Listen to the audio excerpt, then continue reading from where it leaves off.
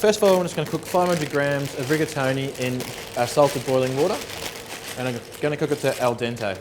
So now I'm just going to take a non-stick pan, place it on the heat, just to come to a medium temperature. I'm going to season up 2 salmon fillets, skin off salmon fillets, just with a little bit of salt, a little bit of oil in the pan. Now there's a nice temperature there, it's not too hot. So the salmon now that's in the pan, it's a nice temperature there. It'll probably cook for about 2 to 3 minutes on the first side down, and then I'm going to turn it around and then give it another 2 to 3 minutes. Then I'll take it off and just set it aside. Now just before I turn over the salmon onto the other side, I'm just going to put a little bit of salt just so it seasons the bottom side as well.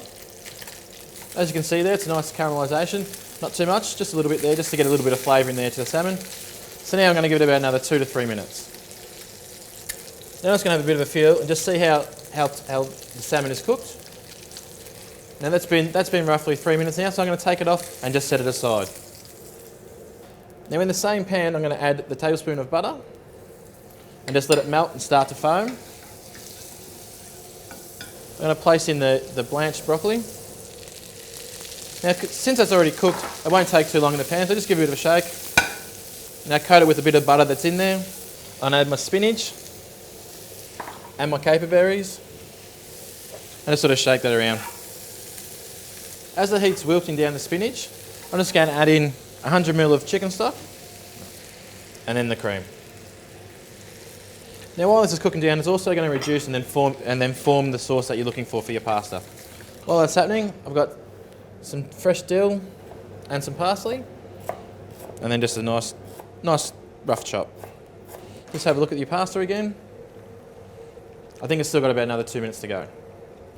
Now just with your sauce in the pan, you just want to leave it a little bit wet because you do need it to coat all the rigatoni that you're going to place in with it.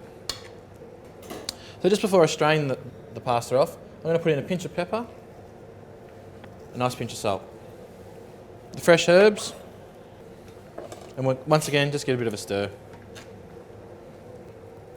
Okay, so I think my sauce is ready. I'm going to turn the heat off now. Now I'm going to strain the pasta. Now just into that same pan, I'm just going to put the sauce in first. Now the pasta. Now I'm going to gently just break up the salmon and just put it sort of through the pasta. Now then chilli. One last stir. Now it's time to plate up. So now just arrange the salmon and the pasta on the plate. So there you have rigatoni with salmon and baby spinach.